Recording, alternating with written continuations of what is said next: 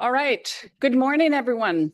Good morning. Please take your seats. I know we're off to a slightly slow start, but we have a wonderful, if not dynamic, session this morning. We've had to make a few adjustments to the agenda due to some visa and travel challenges, but we are a resilient and adaptable panel, and we will share a number of stories with you. So we're going to jump right in.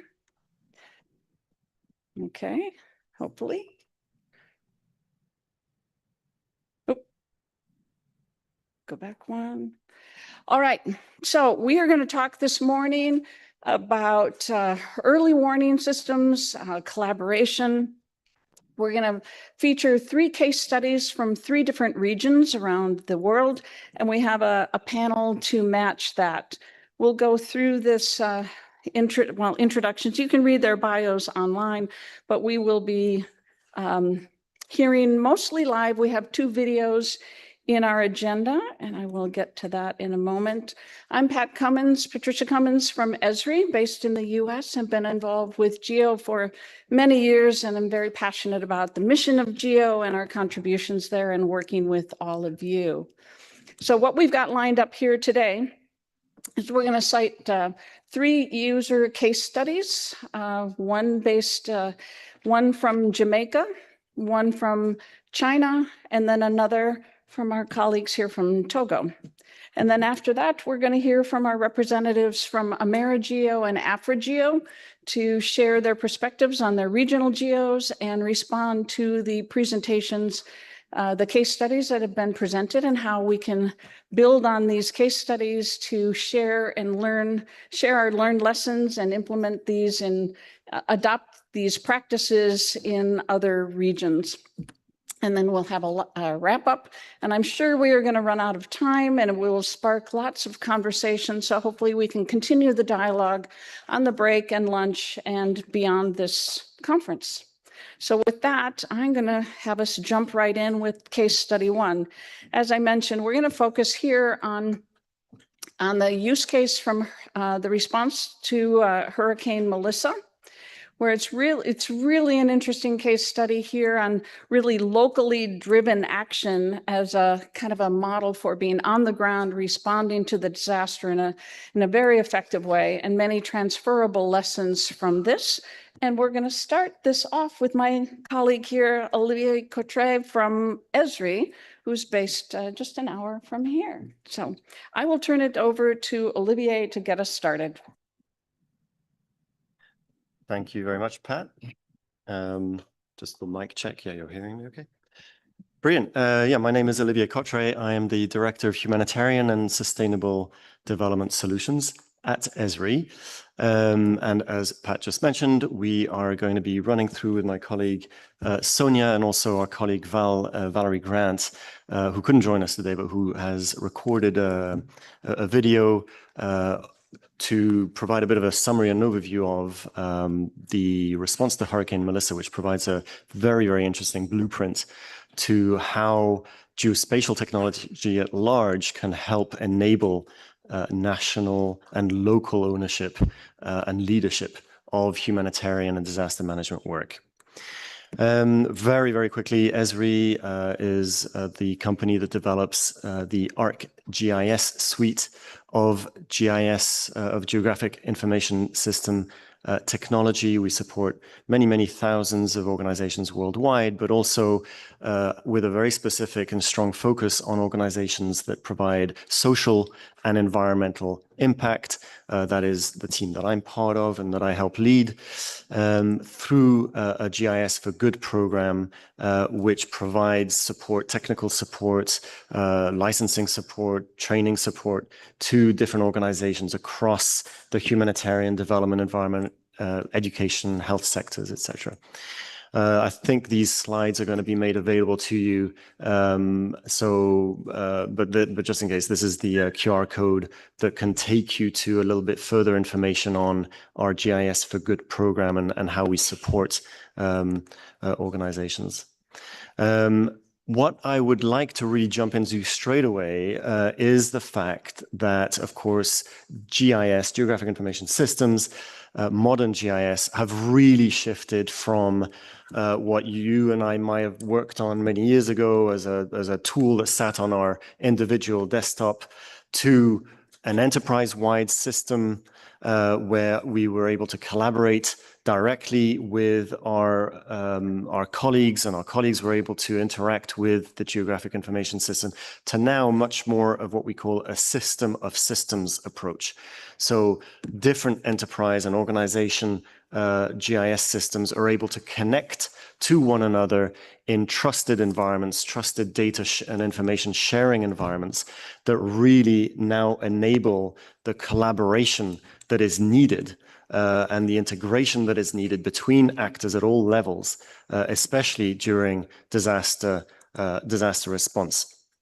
So we really refer to now what is called an integrated geospatial infrastructure. And this notion of integrated geospatial infrastructure has especially a very important role in the humanitarian reset.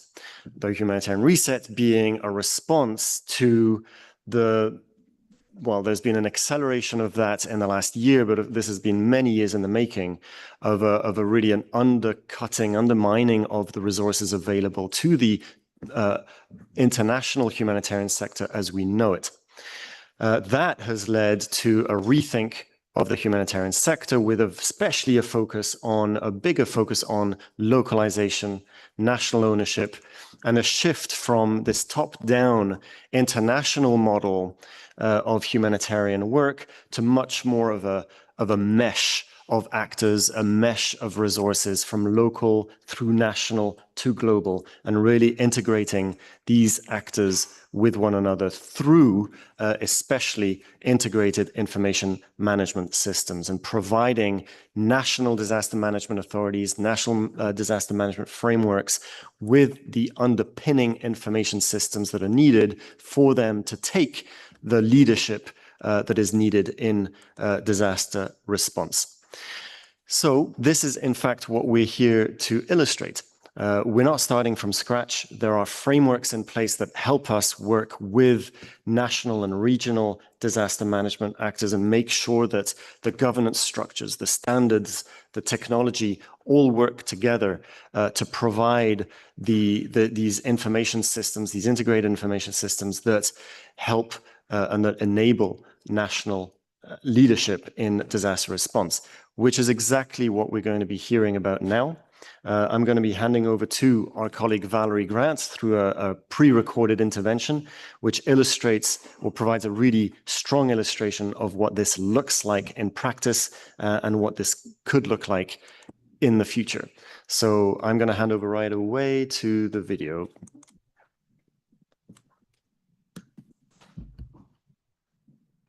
Hi everyone, good morning or afternoon whenever you're listening to this. I am so sorry I could not be there with you in person, but I'm hoping you're enjoying the event. But we still wanted to get a chance to share the Hurricane Melissa experience from Jamaica Flying Lab standpoint. Okay, so when Hurricane Melissa hit, it washed away community roads, it cut through water and electricity access. There was damage to so much infrastructure, and of course, agriculture was devastated. In fact, let's just say the western side of Jamaica, totally devastated. One of the things that we've learned, though, is that it helps to really have some kind of a platform before a storm hits, because building that trust, building the collaboration, and building systems during the storm does not work. And so having that shared national geospatial vision really enabled resilience or the response efforts.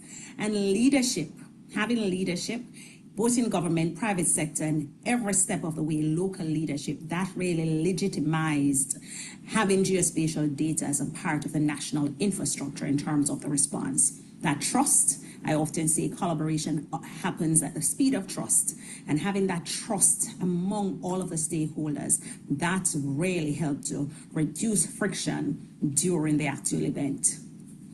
So preparedness, I believe, was one of the most important tools in the response effort.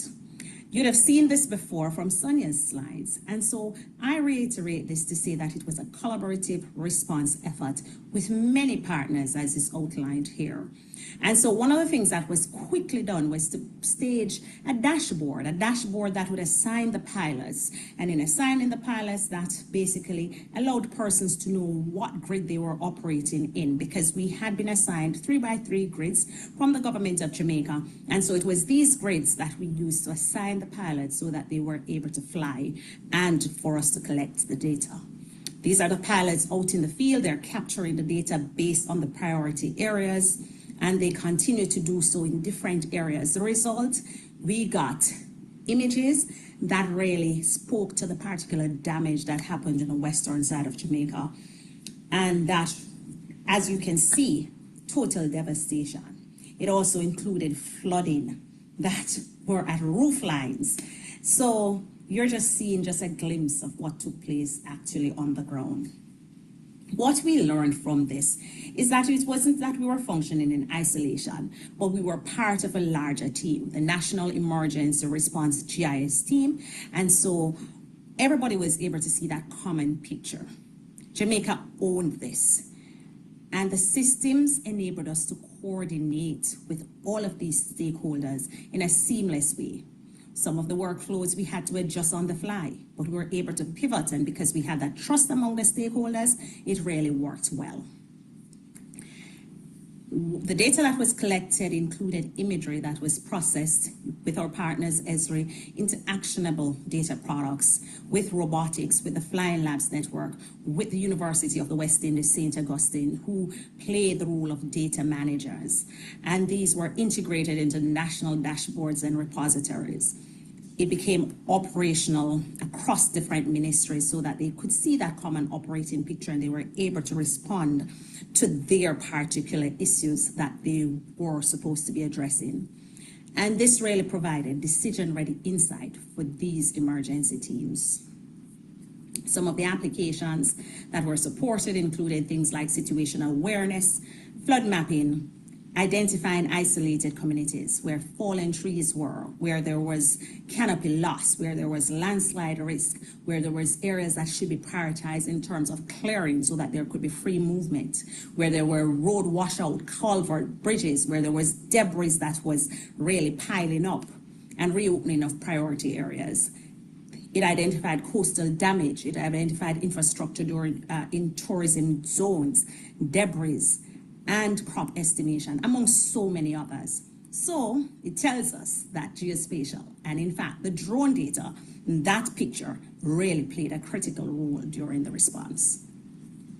Some of the key takeaways from this response effort is that preparedness is really an investment. It is something that we really need to be doing really before any kind of event happens. We need to have those trained drone and GIS teams that are there. We need to test those standard operating procedures and be able to activate the workflows when the event happens. So that pre-event and mission planning, absolutely critical. Having that baseline data and being able to do those readiness checks, so important. Having a national geospatial information management infrastructure in place really enabled that speed and the clarity. Having the Land Information Council of Jamaica, the National Spatial Data Management Branch, and the National Emergency Response GIS team, that mechanism already in place, helped us to be able to have those shared data standards and the interoperable platforms so that the persons who needed to see could see those common operating picture, and it enabled faster situational awareness. Local leadership, absolutely critical. Being able to have that national ownership, having that clear, defined institutional roles and the trust, I cannot overemphasize the power of trust, enabled the coordination to happen seamlessly. And this was both at a regional and international level, supporting the local leadership. And just in general, just having those prepared systems, that is what I believe led to that coordinated action. That was what led to drone data being collected, transformed into data that was useful, the creation of the dashboards, and ultimately supporting decisions. So having that integrated national repository and having decision-ready intelligence products was a result of that investment in preparedness and having the right infrastructure in place before the storm hit. So that's just a little piece of the response story coming from the field. Thank you so much for taking the time to listen to us today.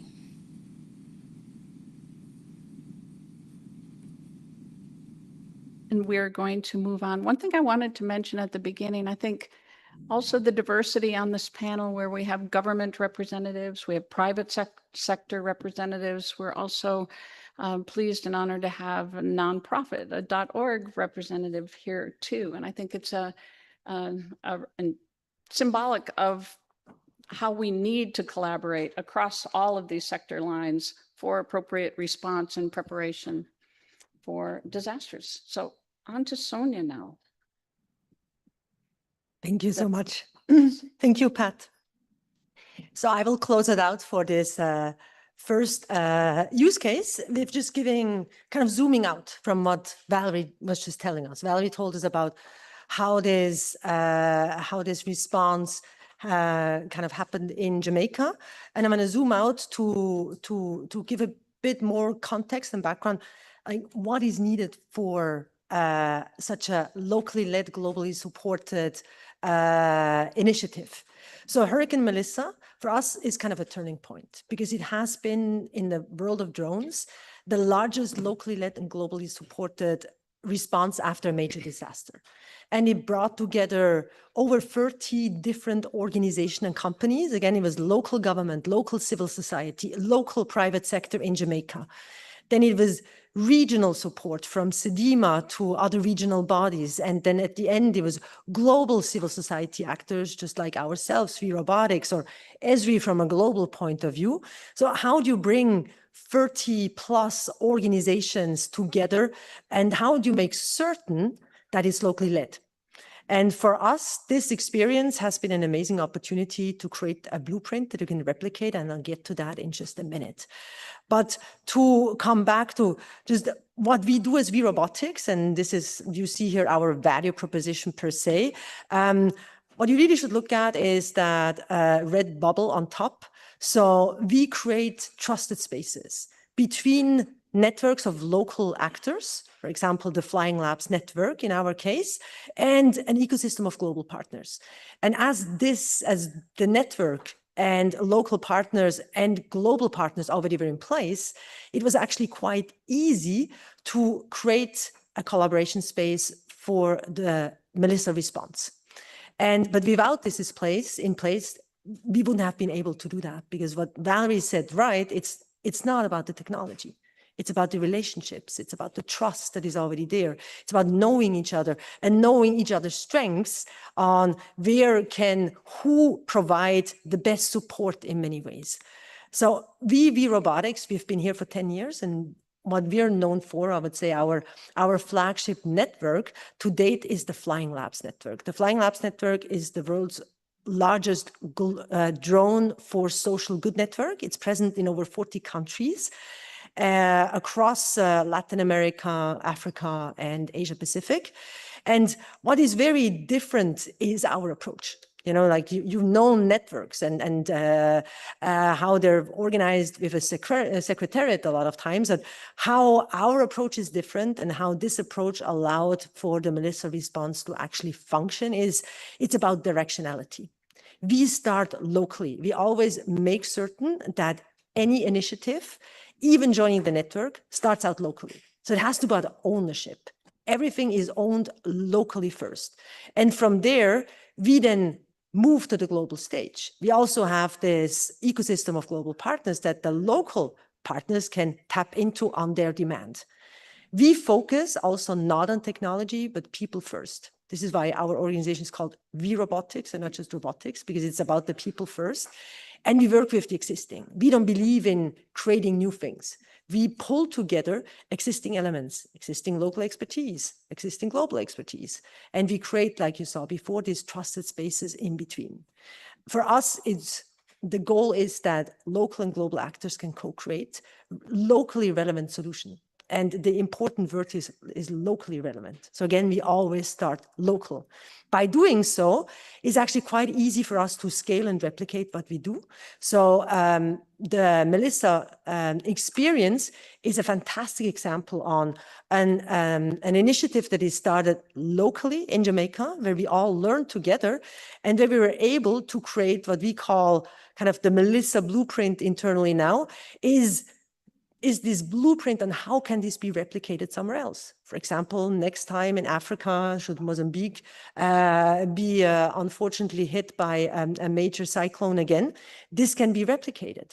And that blueprint is not just made up of technology. So that's kind of the top layer is a live dashboard and the sharing infrastructure for data. So kind of the technical infrastructure. But what's so much more important is the people infrastructure.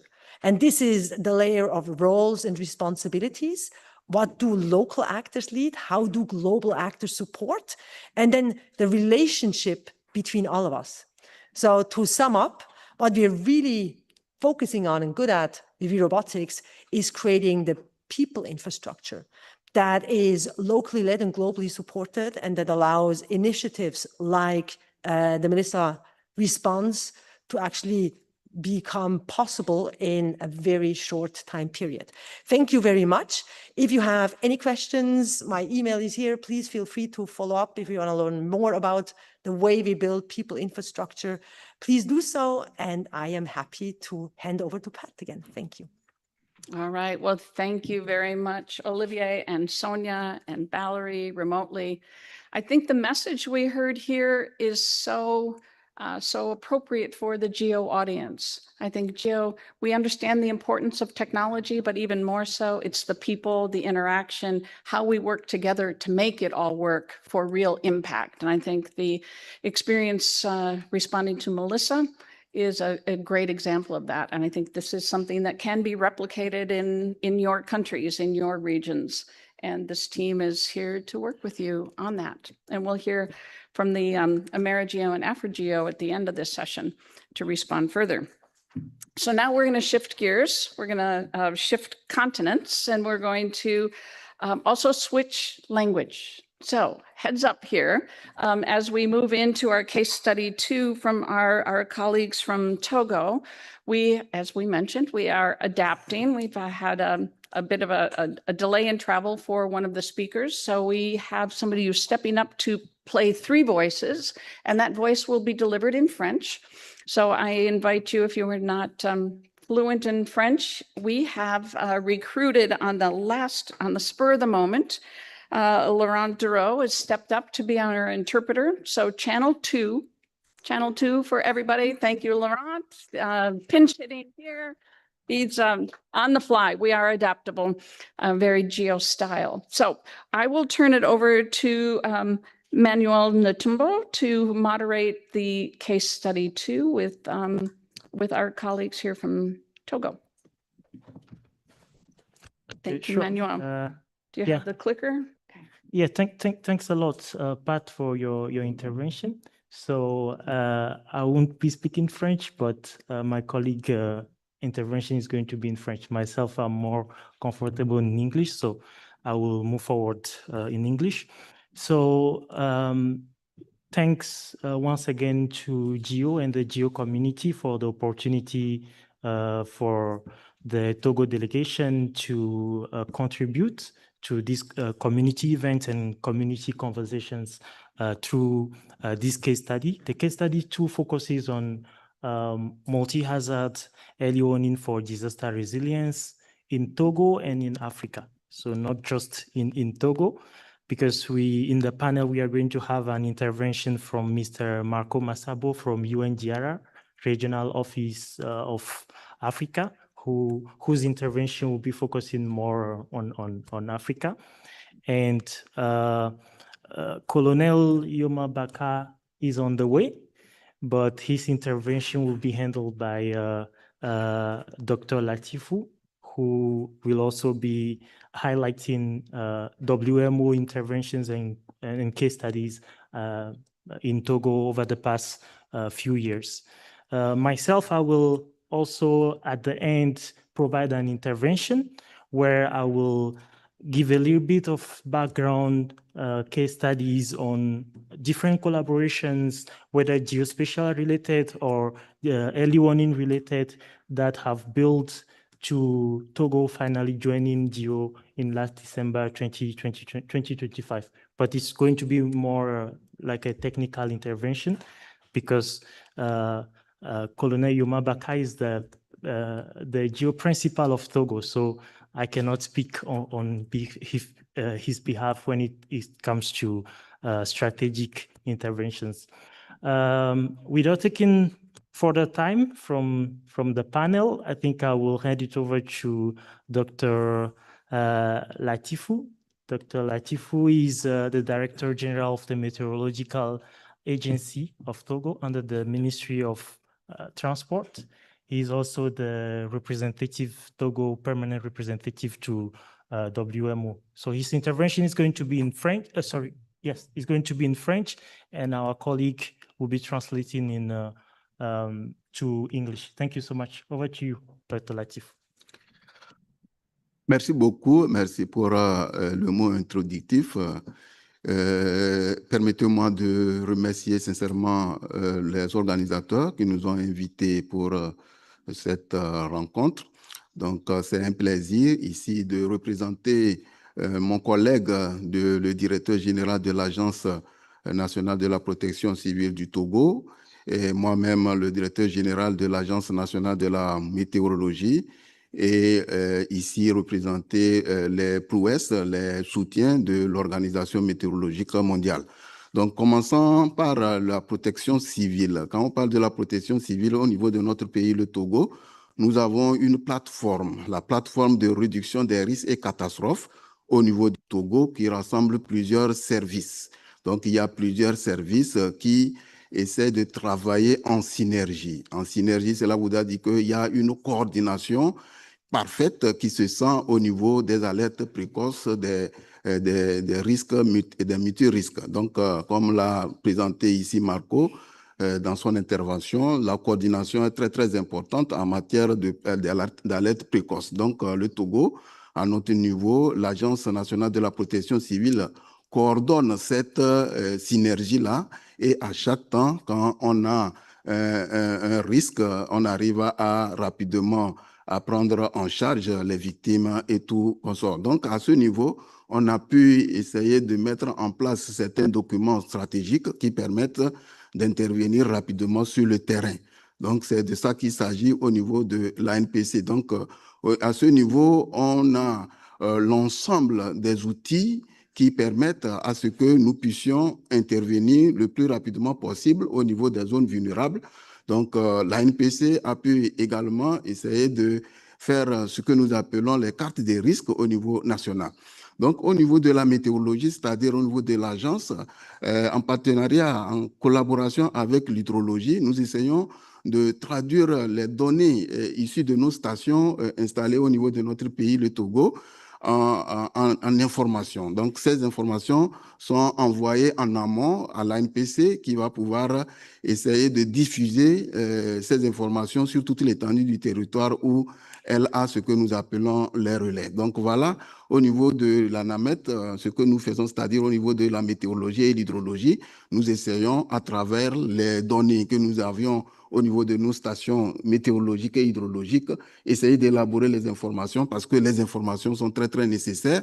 Mais nous ne sommes pas encore arrivés à utiliser les drones qui permettent de faire la modélisation, surtout des risques d'inondation et de sécheresse. Donc, c'est à cela qu'il y a lieu de pouvoir aller pour les années à venir, acquérir ces drones, acquérir ces outils de pointe très performants pour qu'on puisse essayer d'aider les populations au niveau de notre pays, le Togo.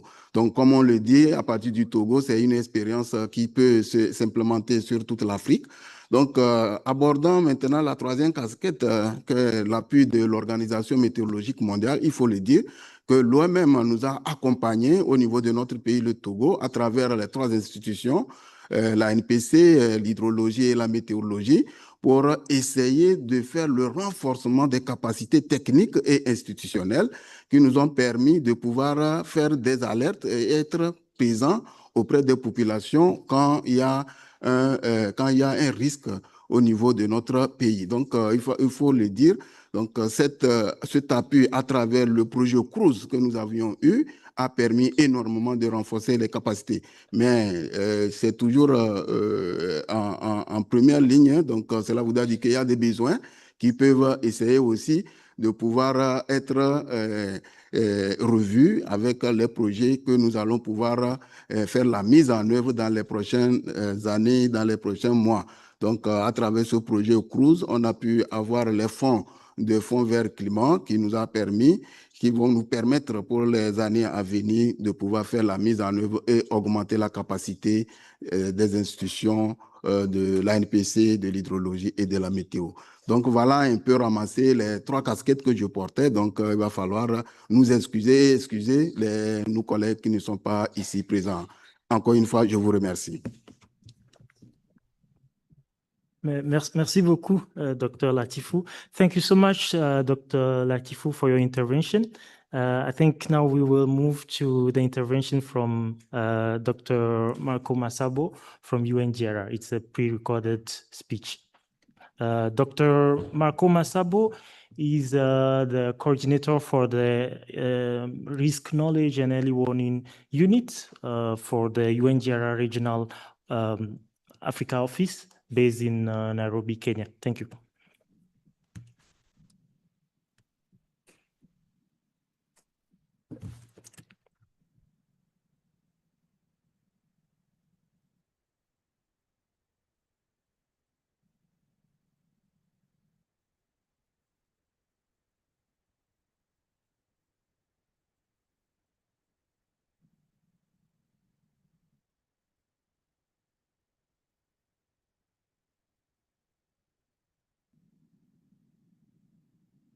Good morning, colleagues. Good morning from Maputo, attending the steering committee meeting of the African Multi-Hazard Early Warning System, and hopefully to share some of the latest advancement on the topics. I want to really thank the organizer for this important session in GEO.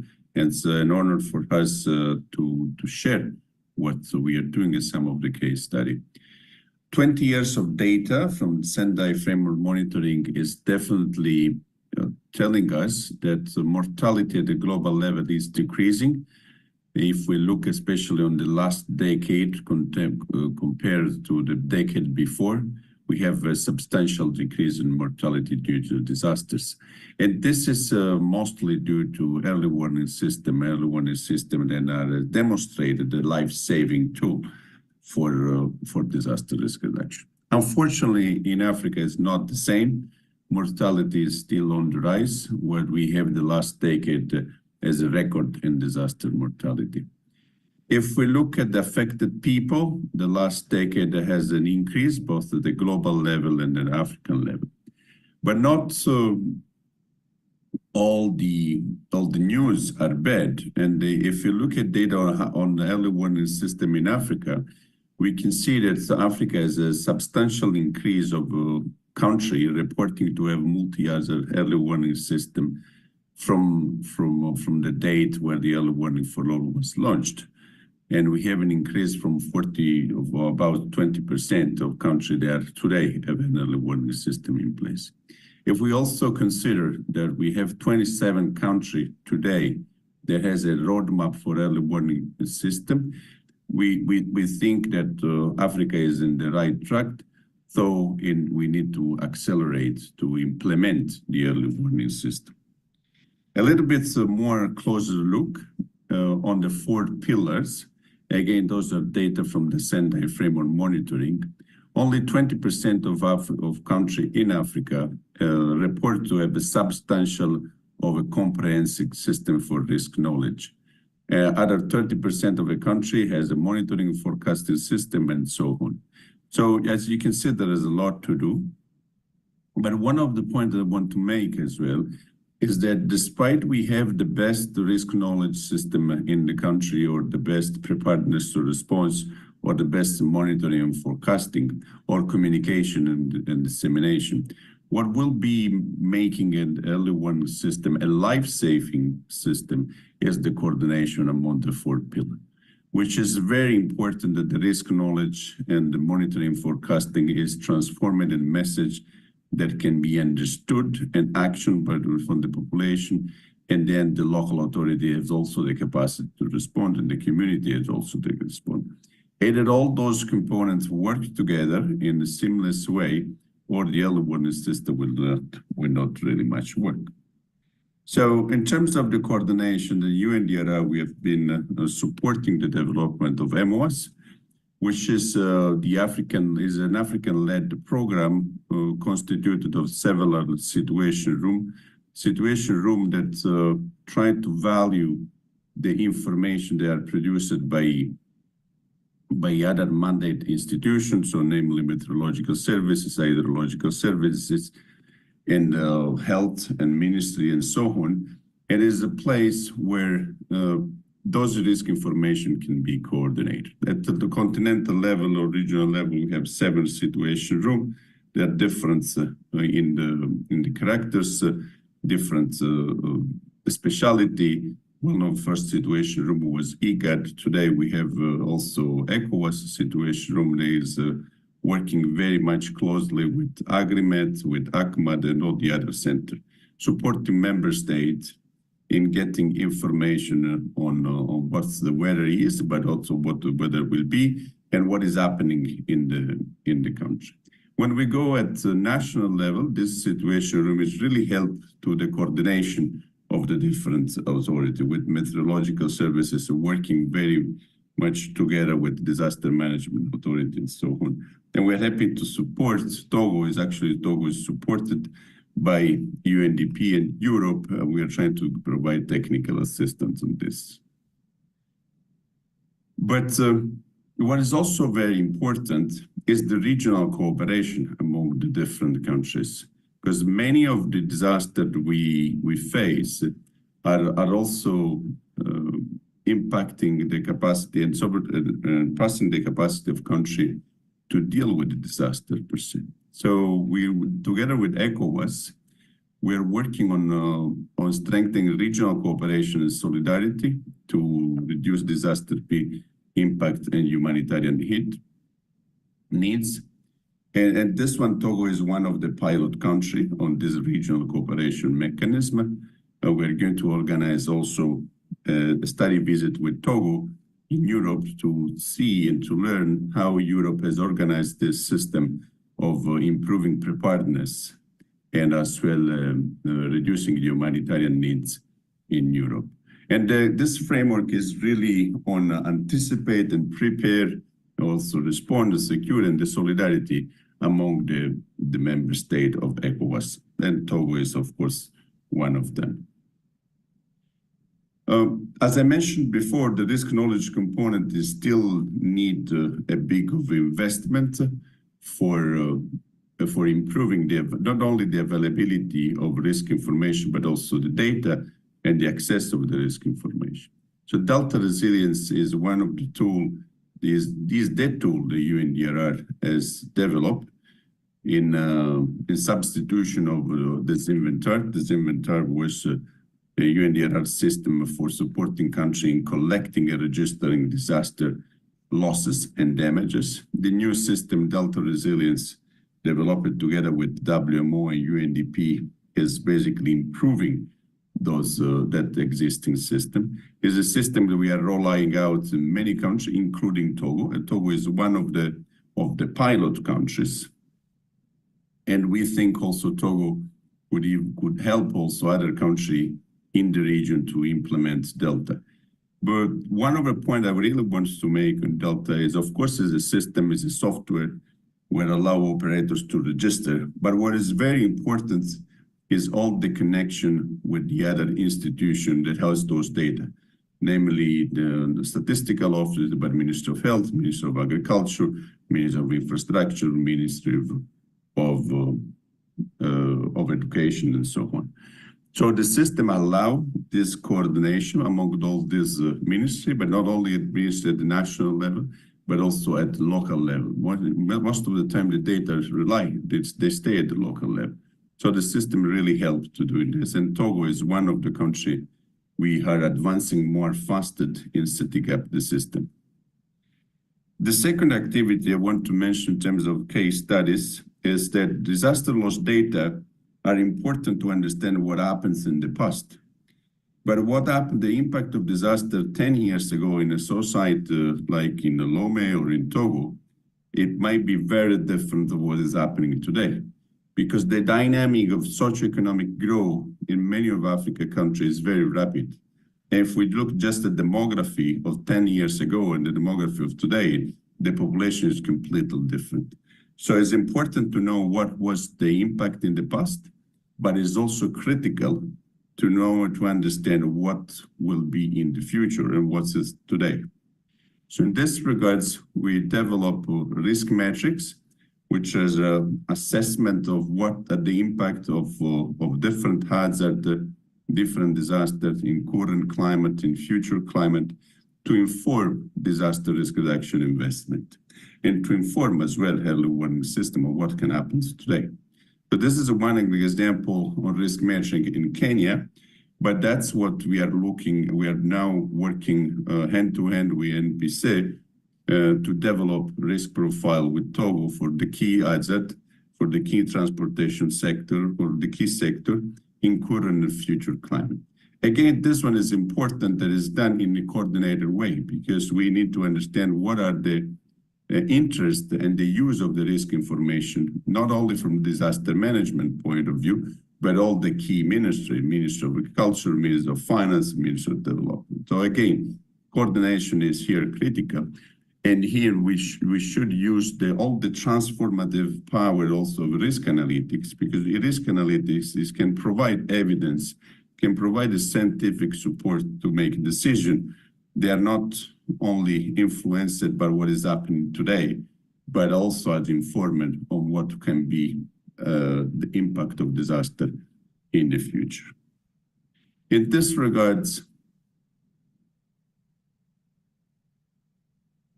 Thank you so much. We thank Mr. Marco for his great intervention on early warning in Africa and including in Togo as well. So I will quickly summarize where I will highlight other key early warning initiative implemented throughout the continent, but also with a focus on Africa. With a focus on Togo. So myself, I'm representing TODAS Global Network. It's a global advisory network, and we were happy to be involved in the process for the ascension of Togo to the Intergovernmental Group on Earth Observation, GEO. And the process started back in 2021 when we collaborated with the African Union Presidential Panel under the DRC presidency, where we supported in collaboration with partners to implement the use of emerging technologies to support the AU 2036 agenda.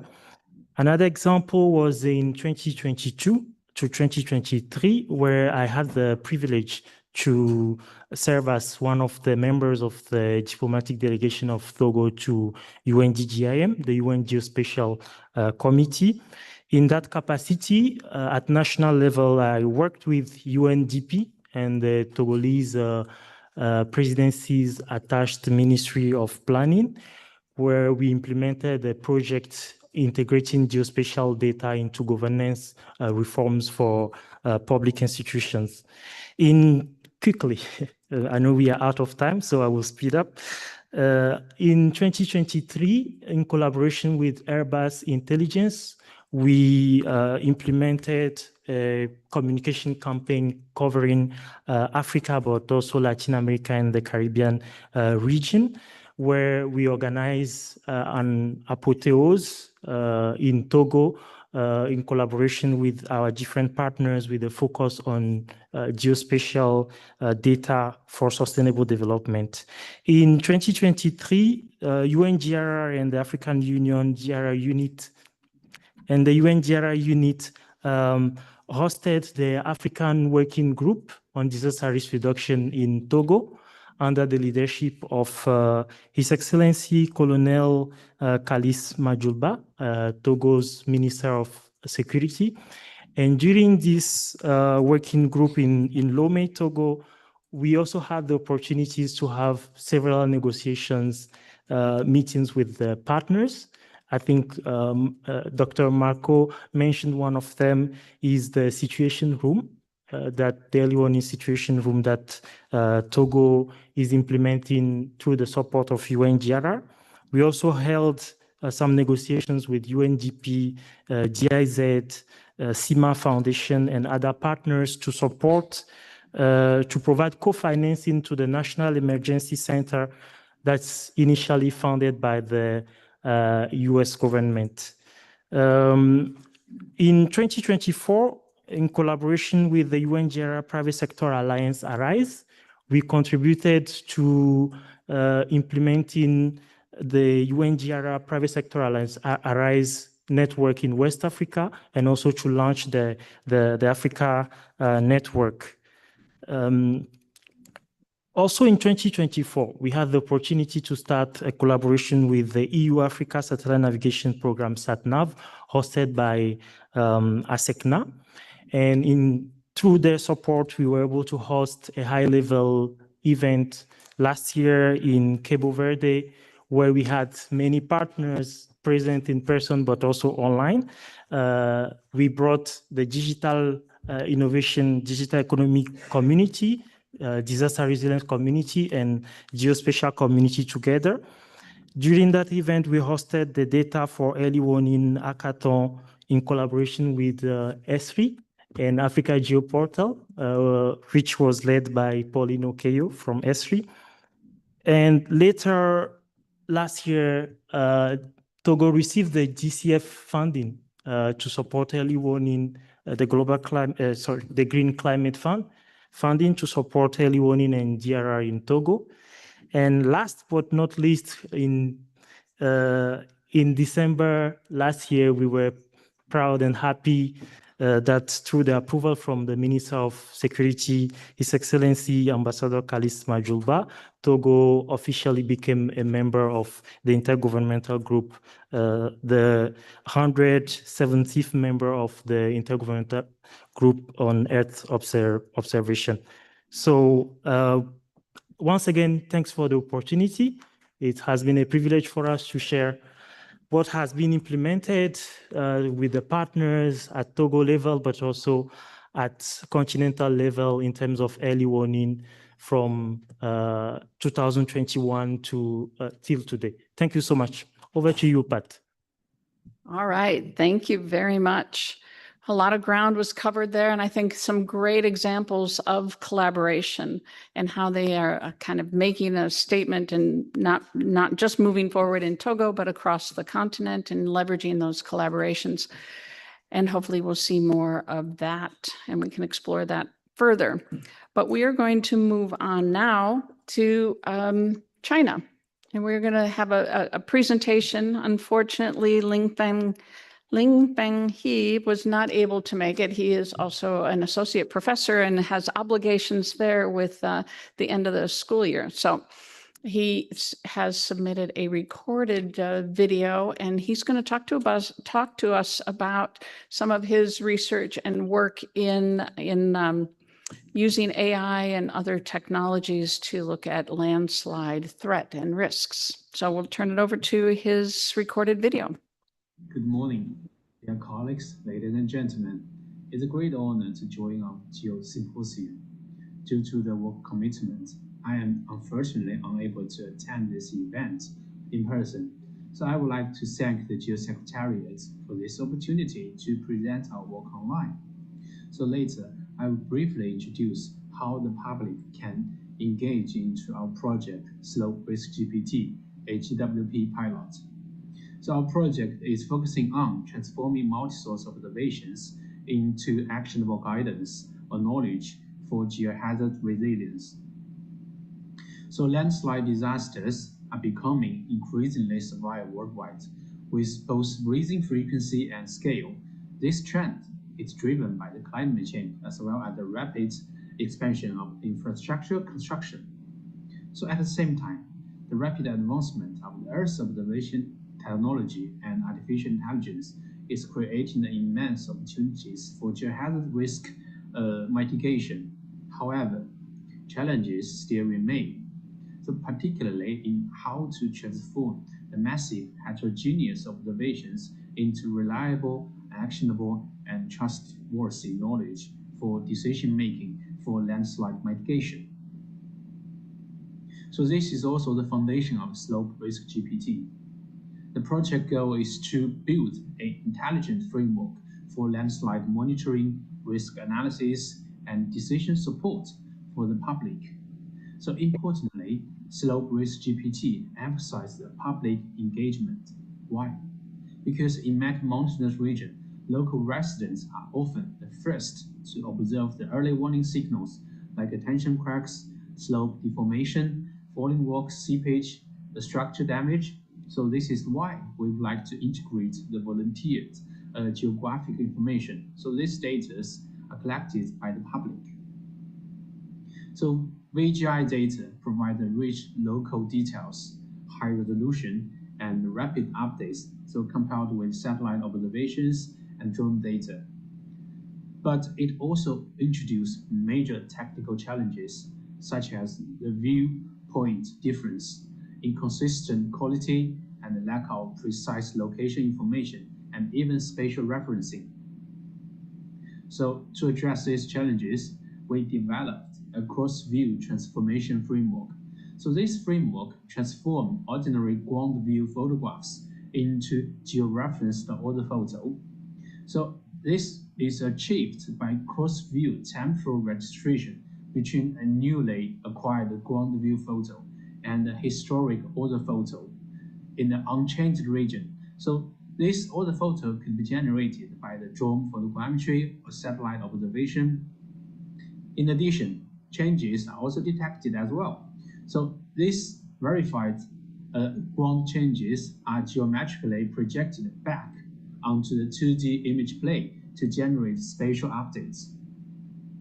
So by integrating of computer vision-based models, VGI photographs can become measurable, locatable, and analyzable.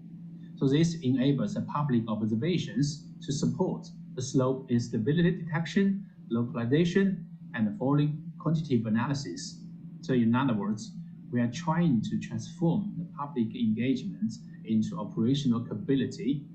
So the vision of the Slope Risk GPT is simple: get the landslide data from all and deliver the professional guidance to all. All right. Very interesting approach there, looking at ways for citizens, for many contributors to share images to feed into the research work there, to translate those photographs into data on the ground and the analytics. I'm sure we'll be hearing more about that project in the future. So that wraps up our case studies. I think we've seen many examples of collaboration strategies within countries, across continents, with global organizations like UNDRR. We've seen very locally driven kind of example from Jamaica, and kind of insights to this growing network, and strategies to not just get into kind of data capture with drones, but do it in a very organized, practical, and impactful way. So a lot of lessons learned there. Now we're going to move on to hear from our representatives from AmeriGeo and AfriGeo to hear their response to this, get a bit of overview from those two regional geo organizations and their response here to what's been heard and where they see this going in the future. And I will turn it over, I think Martha Villagomez is our first speaker from, let me see the next slide. Who do we have first? I'm not sure what order these ended up in. If we're going to Africa first or AmeriGeo. See. we're going to start in Africa. My apologies there. Pina Ngoju is representing AfriGeo. She's housed there with our CMRD in Nairobi. And I'll turn it over to Penina. Thank you. Thank you, Pat. My name is Penina Njogu, representing the AfriGeo Secretariat, hosted at the Regional Center for Mapping of Resources for Development in Nairobi, Kenya. I'm really happy to be part of this discussion.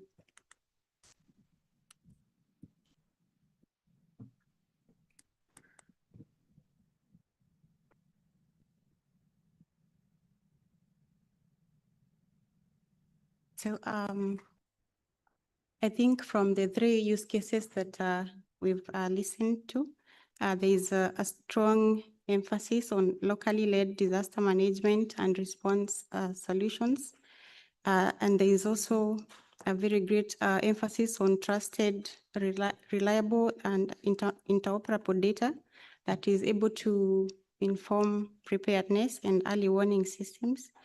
And also the fact that systems need to be designed in a way that responds to the needs of the users.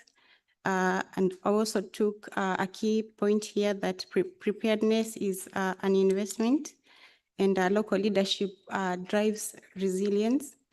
So I think we can all agree that the challenges that we are facing do not stop at the borders, and that is why we are strongly emphasizing on strengthened regional cooperation. And that is why I wanted us to reflect on how regional GEOs within the GEO framework act as an enabling mechanism to bridge the gap between global observation resources and local implementation.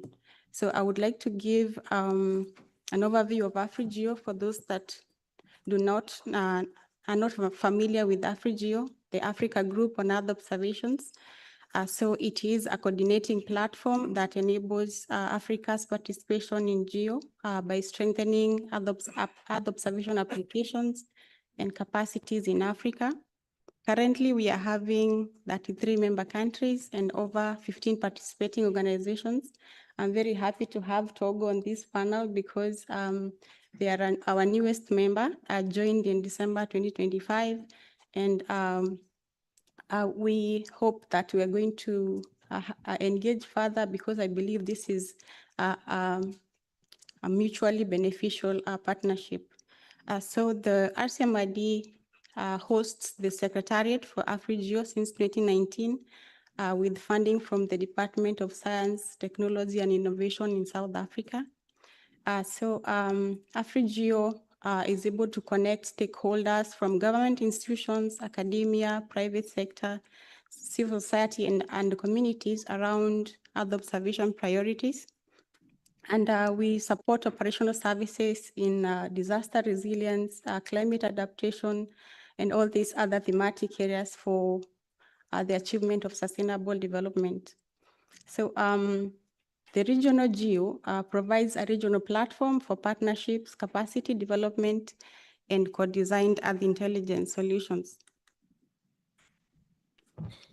So the value proposition for regional GEOs is to bridge global Earth observation capabilities with implementation needs.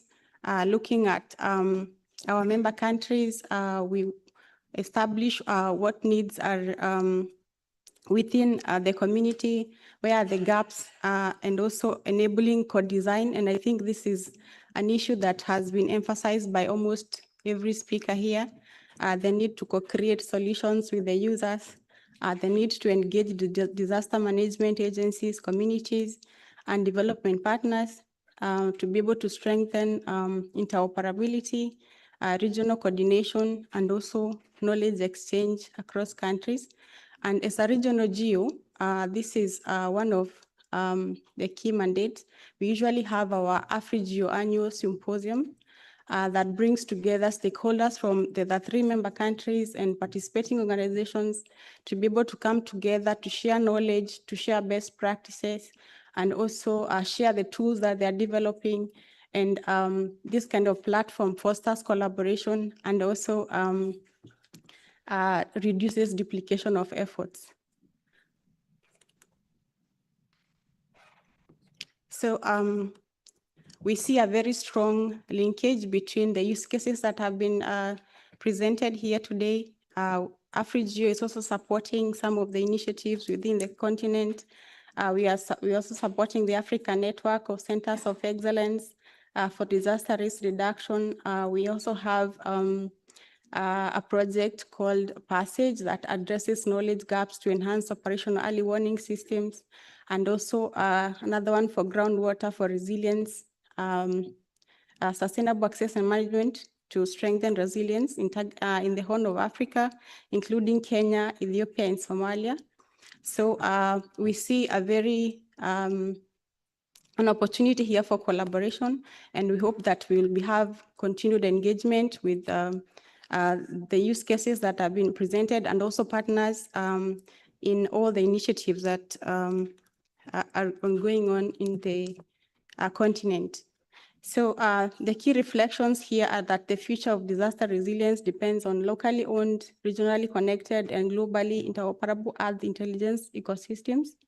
And GEO can better align with local needs by investing in regional capacities, trusted partnerships, and operational service delivery, and also prioritize capacities, including data infrastructure, and not just the technology, the digital skills, policy support, institutional coordination, and early warning systems.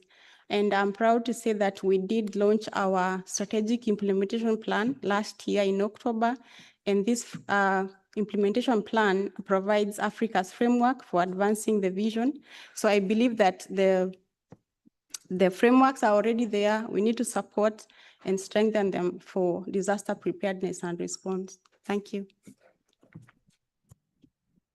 All right, thank you very much. Covered a lot of ground there and many exciting things going on with AfriGeo. Now we will shift to Martha to take us home here with the perspective from AmeriGeo. Martha is representing AmeriGeo from her position with the Military Geographic Institute of Ecuador. So please, thank you. Martha. Thank you, Pat. Thank you for this panel. This speakers was really, really fantastic. And you said before, I'm going to talk about from the perspective of AmeriGeo. So I'm trying to be really brief because we don't have so many time. And talking about this answer, I have to say that the short answer is partially, because America has different reality. So I just want to remake something important that group on air observation is doing really, really impressive is because GEO's focus on knowledge and data sets and satellite constellation. But also I have to remark what Pat said before. She talked about people, and I think people and connection of people is the most important. So I have to emphasize in this part. So talking about what Valerie said before, I'm totally agree because IG data framework and Sendai framework give us this north to be what we have to do in the interoperability geographical information. Because I am a co-chair also with disaster framework. So I know that this part to have all organizations, all data sets, these interoperability things help us to save lives and also to be more resilient. So this is already critical, to have this work together. So what we see today and what people talk today make to our GEOs regionals to learn this workflow because they promoting the spread of local work like flying labs or We Robotics, and they are acting as connecting local to regional to global level. So that is really important because to making this horizontal articulation is really a challenge for all of us, especially in Americas. So this is my idea from this group or air observation and how it's working this fantastic ecosystem. We don't have the time to see, but let's talk about the second part. And talking about these interregional solutions, I really believe that we have three dimensions that we have to talk simultaneously. The first one is regional collaboration networks, because we are learning each other, as we know Africa, and now we have this partnership in the private sector. The second part absolutely is the capacity development as a long-term investment, so that it will help us to be more equal in all levels. And the third one is, let me pass, so close, no, it's over here, to co-design these interoperable solutions. So I just want to mention one recent example that we have in the regional GEO, talking about the ocean plastic pathway. I'm talking about the articulation, and it's over here, Carl Nettleton from Open Ocean. There is an NGO, and also the articulation with GEO Tierra Ecuador that made this partnership really fantastic to spread marine pollution mitigation across the Americas. And the idea is to duplicate that force in all region. So finally, I just want to remark that communities are the center of the solution, because we have to down to the geo global, to regional global, and to the national global, then we have to local global. And I hope, Pat, that's the idea for this summary. So thank you very much for your time. Well, thank you very much. You're very efficient with your time there. I think there's a lot on this slide. We could really talk about this for quite some time. Absolutely.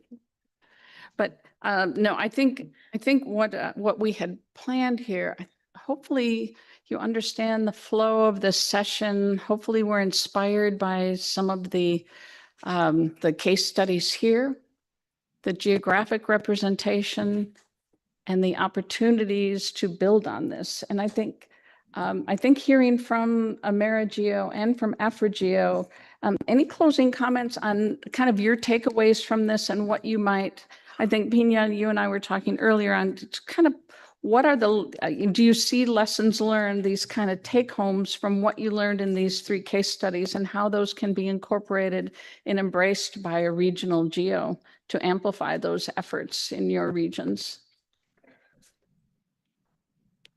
And then I know we're right at time, so we'll make this quick. I think we could have another half-hour discussion here with the whole panel and be engaged, but we do have schedules to keep.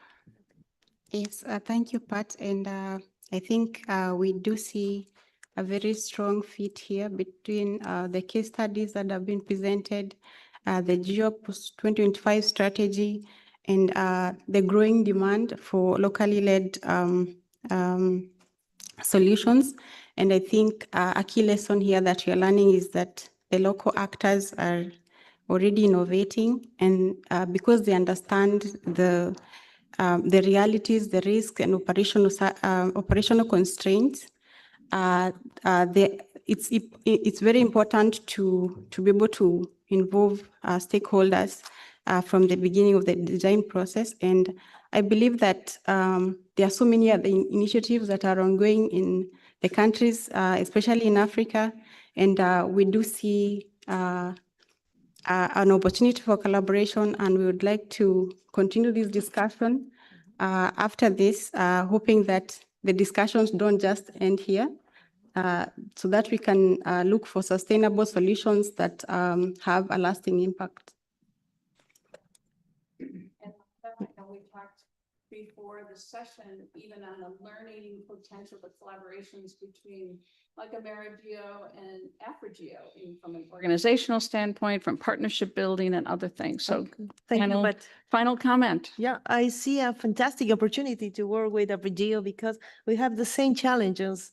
And I think to learn about this workflow that Esri with robotics and flying labs talking about is going to be really good for our region. So thank you very much for that. Yes, I think there's so many opportunities for these win-win partnerships and collaborations where everyone moves forward faster with greater impact. And I think we will wrap it up here. I know you've been wanting to clap all along after our speakers, and I've held that off to save us time, but please help me thank our panel for their contributions here. And I welcome you to have conversations with them throughout the day and beyond. Thank you.